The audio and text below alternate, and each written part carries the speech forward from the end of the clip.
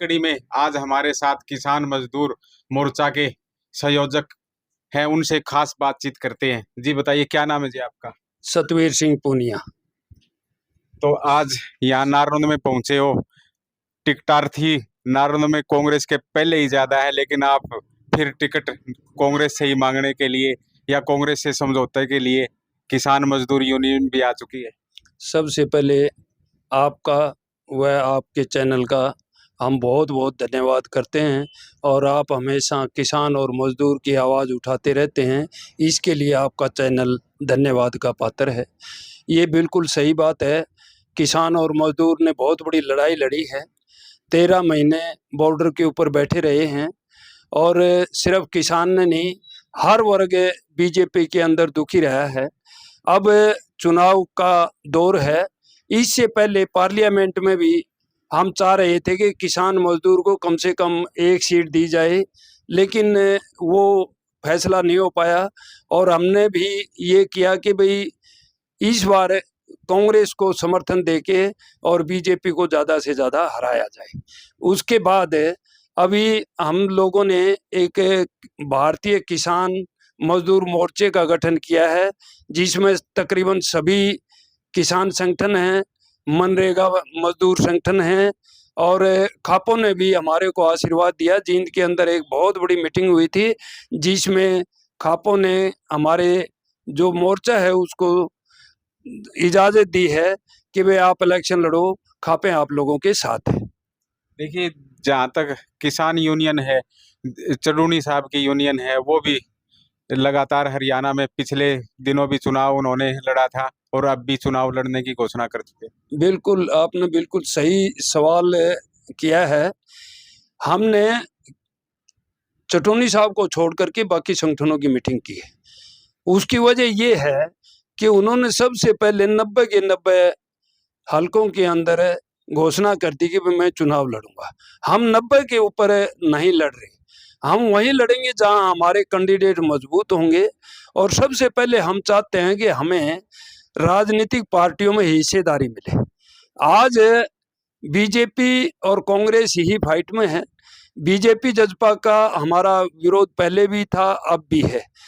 सबसे पहले कांग्रेस को हम कहेंगे और हमारी मीटिंग भी हो चुकी है, जिसमें हमने अपनी दावेदारी रखी है और कम से कम 20 सीट हमें दी जाए। क्यों? क्योंकि किसान और मजदूर तबका ऐसा है जो 75% है। हम तो 20% मांग रहे हैं, 75% की बजाय हम 20% मांग रहे हैं, जो हमारा हक है। देखिए, आम आदमी पार्टी ने भी लोकसभा चुनाव में कांग्रेस से समझौता किया था, लेकिन आम आदमी पार्टी भी वो टिकट हार गई। तो ऐसे ही आप समझौता करना चाहते हो, 20 टिकट आप मांग रहे हो, तो आपका हाल भी आम आदमी पार्टी की तरह नहीं हो? नहीं, नहीं होगा, क्योंकि हम आपको ये कह रहे हैं कि किसान और मजदूर का जो वोट बैंक है, सबसे ज्यादा अगर कोई है तो वो किसान और मजदूर का है। आम आदमी पार्टी का कोई बेस कैडर नहीं था, तो इसलिए वो चुनाव हार गए। आपका तो है ही नहीं, अब तक संगठने का बेस कैडर ही नहीं है। नहीं, आप कैसे चुनाव में जाओगे? हम चुनाव में इसीलिए जा रहे हैं कि सबसे ज्यादा अगर कोई आधार है तो समाज के अंदर किसान और मजदूर का है, इससे ज्यादा किसी का भी नहीं है। आप बता दो, कोई भी ऐसा संगठन हो, कोई भी ऐसी राजनीतिक पार्टी हो जिसका वोट बैंक इतना हो। हमारे 23 लाख तो सिर्फ मनरेगा मजदूर हैं, अगर उन्हीं को 3 गुना किया जाए तो 70 लाख हो गए। 2 करोड़ में से 70 लाख तो हमारा मनरेगा मजदूर है और उसके बाद किसान तो उससे दुगुना है। आप कैसे मानते हैं कि हमारा वोट बैंक नहीं है? इससे ज्यादा किसी के पास नहीं है। और इसीलिए हमने अपना हक, वो भी हमें बड़े महत्वाकांक्षी नहीं है, लेकिन इच्छा है और इलेक्शन लड़ेंगे।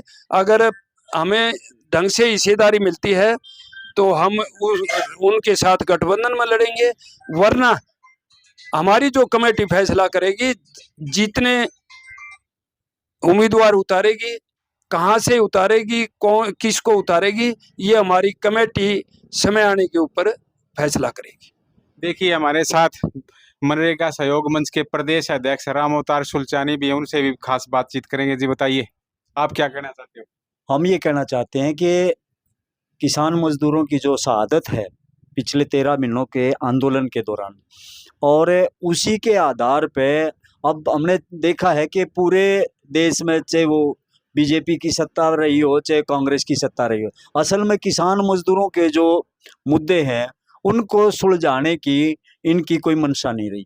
और चाहे वो मजदूर का मसला है, हम अपनी जो लड़ाई लगातार मनरेगा मजदूरों ने पिछले लंबे समय से, कोई भी राजनीतिक पार्टी नहीं छोड़ी जिसको ज्ञापन नहीं दिया हो, कोई भी ऐसा एमएलए नहीं छोड़ा जिसके दरबार पर हम नहीं गए, उसके बावजूद भी हमारी मांग किसी ने उठाई नहीं। इसी बात को लेके किसान और मजदूरों ने ये फैसला किया कि निश्चित तौर पे हमें विधानसभा में पहुंचना पड़ेगा और हमारे जो हक हैं, हमारी जो डिमांड है, उनको उठाने के लिए, उनको हल करवाने के लिए उसके बीच में जाना पड़ेगा। और निश्चित तौर पर हम ये कहना चाहते हैं तमाम इंडिया गठबंधन से जुड़ी हुई पॉलिटिकल पार्टी, वो कांग्रेस बड़ा धड़ा है हरियाणा में यदि हम देखें, और हम खुले तौर पे कह रहे हैं यदि कांग्रेस पार्टी ये चाहती है कि उन्होंने सत्ता में आना है तो बीजेपी को हराना है, वो तभी संभव हो सकता है जब किसान मजदूरों को वो अपनी हिस्सेदारी देंगे। यदि वो ये चाहते हैं कि किसान मजदूरों को हिस्सेदारी दिए बिना सत्ता में आ जाएं, तो मेरे ख्याल में, जहां तक मेरा आकलन है,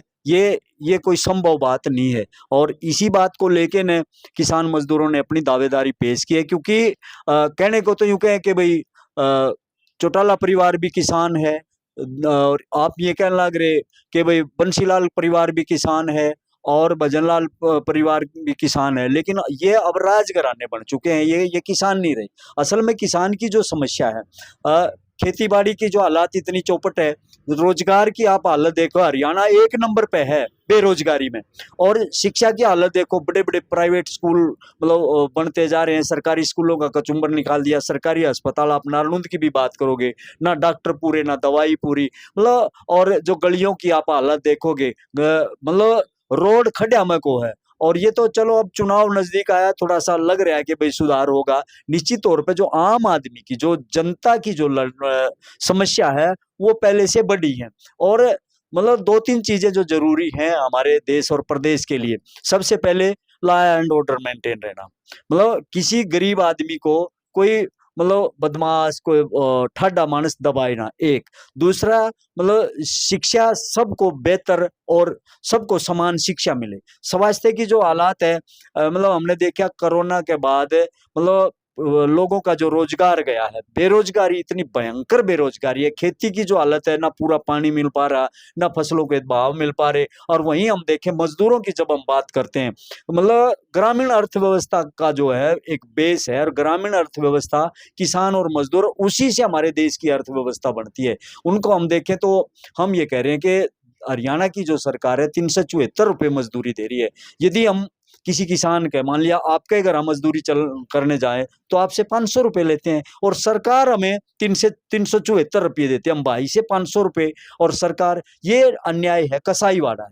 दूसरा, हम देख रहे हैं कि मनरेगा का जो मजदूर, मतलब 70 लाख की संख्या में टोटल उसकी आबादी को जोड़े, वोटर है 70 लाख 2 करोड़ में से, उसको हम देखें तो सरकार उसको क्या दे रही है, कहीं मौत हो जाए 25,000 रुपए, मतलब बहुत कितना घिनौना काम है, किसी की मौत हो जाए उस पर 25,000 में, तो हम ये कह रहे दाह संस्कार भी नहीं होता आज महंगाई के जमाने में। हम कह रहे हैं कि कम से कम 25 लाख रुपए एक सरकारी नौकरी दे। नरेगा के सवाल को लेके उनका जो चूल्हा कैसे चले, ये चिंता नहीं है। और खास करके हम ये भी आपको बताना चाहते हैं कि आज जो मैदान में है, उन मैदान में जो लोग हैं, उनका कोई किसान आंदोलन में कोई भूमिका रही हो, उनकी मजदूरों का जो आंदोलन होता है उसमें कोई भूमिका रही हो, उनके जो सामाजिक जो आंदोलन है हमारे समाज में, बिजली के, पानी के, रोजमर्रा के, वो ये जितने भी कैंडिडेट हैं, हम जगह जगह देख रहे हैं, नालंद में भी ऐसी हालत है, मतलब इन आंदोलनों में कहीं नहीं दिखाई देते, लेकिन पैसे के दम पे और आ जाते हैं मैदान में।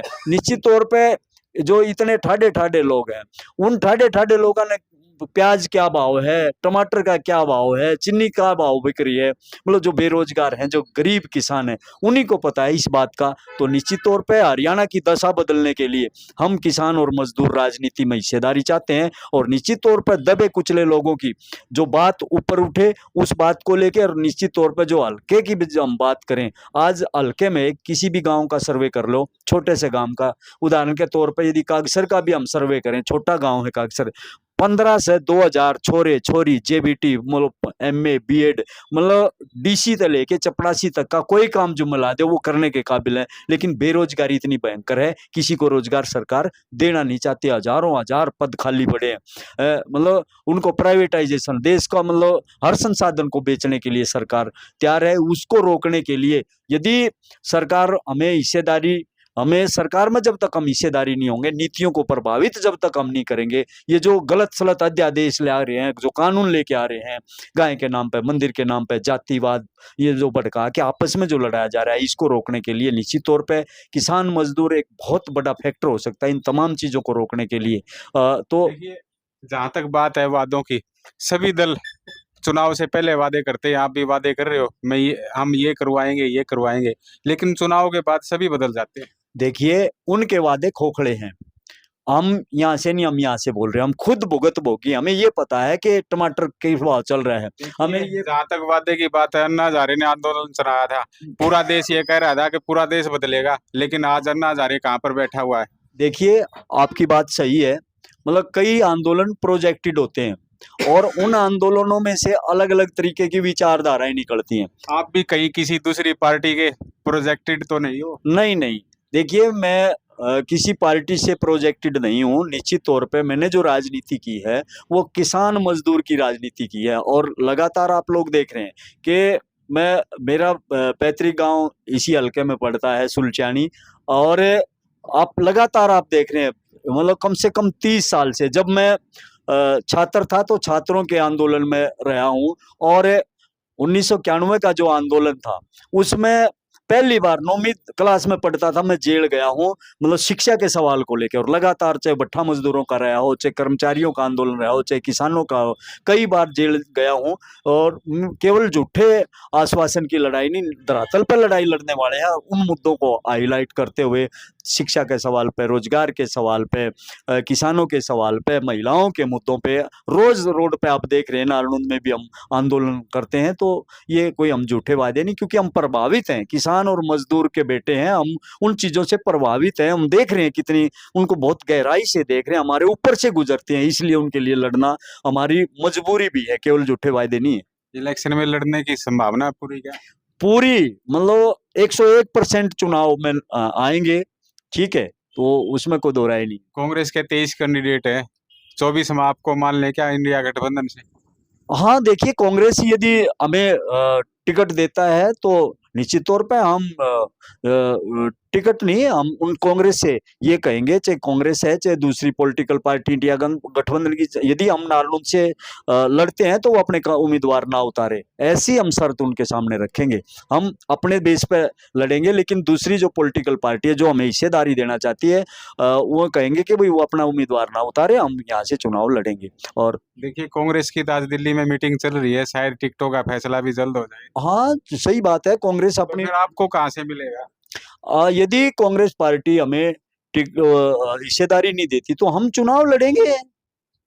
हम चुनाव लड़ेंगे जी, कोई हमने ठेका नहीं ले रखा। कांग्रेस पार्टी जीतो हारो वो कांग्रेस के ऊपर है। यदि बीजेपी को वो रोकना चाहते हैं निश्चित तौर पे, तो उन्होंने हमारे को, किसान मजदूरों को, जो बहुत बड़ी संख्या में, मतलब जो अभी पुनिया साहब भी कह रहे थे कि 75% है, हम तो हिस्सेदारी 20% मांग रहे हैं। और मेरे अपने संगठन की भी हम बात करते हैं, 70 लाख लोग हैं हरियाणा में। हम ये कह रहे हैं जो भी पॉलिटिकल पार्टी हमें इग्नोर करेगी, जड़ पाड़ के राम ने दिखा देंगे, जामन को नहीं दिया। या बात आज के चैनल के माध्यम से हम दर्शकों को कहना चाहते हैं, क्योंकि इतना जो बड़ा वोट बैंक जो हमारे पास है, वो, क्योंकि हमारी जो लड़ाई है, देखिए आप देखिए, इनके तो 3-3 पीढ़ी, पहला बाबू मुख्यमंत्री बना दिया, उसके बाद बेटा एमएलए बना दिया, एक आधा का तो बेटा भी मुख्यमंत्री बना दिया, पोते बना दिए, बहू भी आ गई। और हमारे बालका ने चपड़ासी की नौकरी भी ना मिले, और मेट का काम भी ना मिले, और नरेगा की मजदूरी भी ना मिले।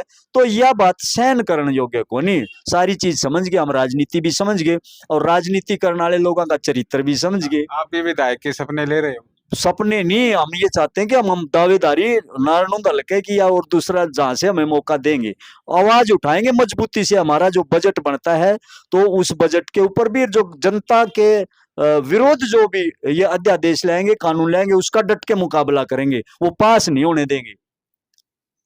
जी, ये थे हमारे साथ अखिल भारतीय मनरेगा सहयोग मंच के प्रदेश अध्यक्ष राम अवतार सुलचानी, इन्होंने नारनौंद हलके से टिकट की दावेदारी की है और ताल ठोक दी है। आप देखते रहिए नारनौंद सिटी लाइव हरकेश जांगड़ा के साथ।